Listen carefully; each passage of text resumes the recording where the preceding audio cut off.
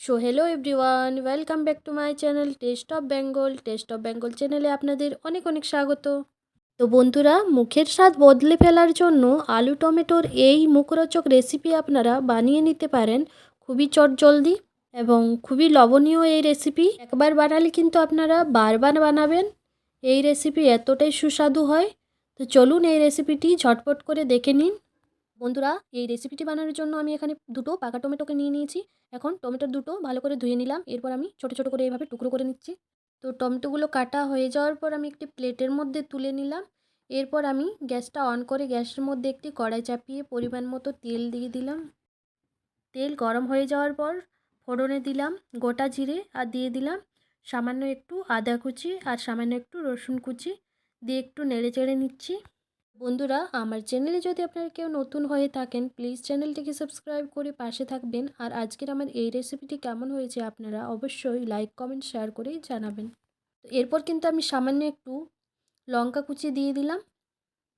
তো এরপর কিন্তু আমি গ্যাসটা অফ করে তেলের মধ্যে দিয়ে দিলাম সামান্য একটু হলুদ গুঁড়ো, দিয়ে দিলাম সমস্ত রকম গুঁড়ো মশলা আর দিয়ে দিলাম ঝালের জন্য কাশ্মীরি লঙ্কা গুঁড়ো। তো এই আলুর সবজিটা যেহেতু একটু চটপটে করব, এই জন্য আমি লঙ্কা গুঁড়োটা একটু বেশি করেই দিয়ে দিলাম। এরপর দিয়ে দিলাম পরিমাণ মতো লবণ, দিয়ে একটু নেড়েচেড়ে নিচ্ছি। 2 মিনিট মতো নেড়েচেড়ে নেওয়ার পর আমি এখন কড়াইয়ের মধ্যে দিয়ে দিচ্ছি সেদ্ধ করে রাখা আলু। এখানে আমি দুটো মিডিয়াম সাইজের আলুকে সেদ্ধ করে এইভাবে একটু বড় বড় করে কেটে নিয়েছিলাম। তো সেটাই দিয়ে দিলাম কড়াইয়ের মধ্যে।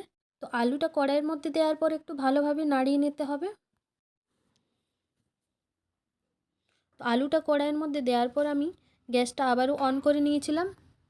তো আলুটাকে আমি বেশ কিছুক্ষণ সময় লাগিয়ে একটু কষিয়ে নিলাম।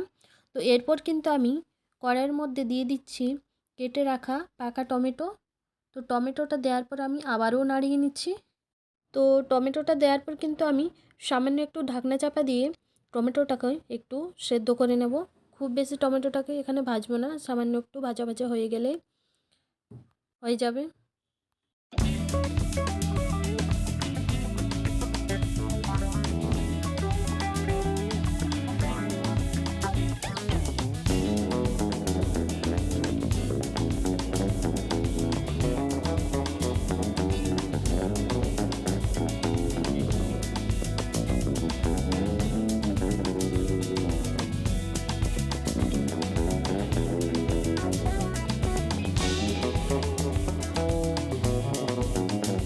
তো আলু টমেটোটা একটু ভাজা ভাজা হয়ে যাওয়ার পর আমি এর মধ্যে অ্যাড করছি সামান্য একটু চিলি ফ্লেক্স আর দিয়ে দিলাম হচ্ছে গিয়ে সামান্য একটু চাট মশালা, দিয়ে পরে আবারও একটু নাড়িয়ে নিচ্ছি।